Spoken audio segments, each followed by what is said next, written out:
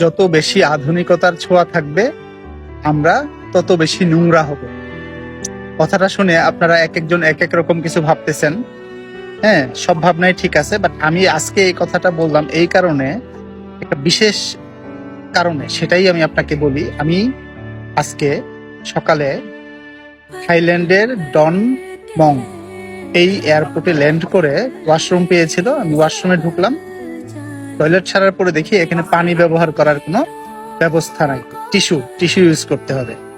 ওই সেকশনে ওইখান থেকে বের হয়ে আরেকটাতে গেলাম, সব জায়গায় এরকম। হ্যাঁ, এয়ারপোর্টটা খুবই আধুনিক। যাই হোক, কি আর করার, টিস্যু ইউজ করে বের হয়ে আসলাম।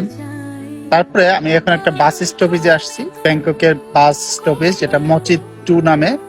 আমি এখান থেকে যাব হচ্ছে পাতায়াতে। এখানে এসে পুরাতন, অনেক আগের বাস স্টপেজ, অতটা আধুনিক না। এখানে এসে আমি ওয়াশরুমে গিয়ে একটু নিজেকে ভালোভাবে ক্লিন করলাম। হ্যাঁ, তাহলে কি হচ্ছে ব্যাপারটা, আমরা যত বেশি আধুনিক হচ্ছি তত বেশি নোংরা হচ্ছি। আমাদের সমাজটাও যত বেশি আধুনিক হচ্ছে তত বেশি নোংরা হচ্ছে।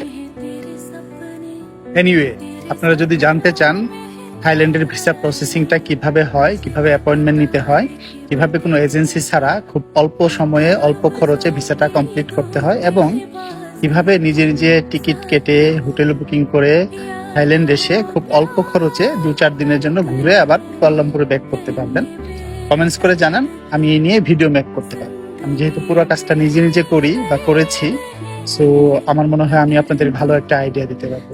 ধন্যবাদ সবাইকে, ভালো থাকবেন। আসসালামু আলাইকুম। আমার জন্য দোয়া করবেন যাতে আগামী 4-5 দিন থাইল্যান্ড ট্যুরটা এনজয়েবল হয়। কেমন?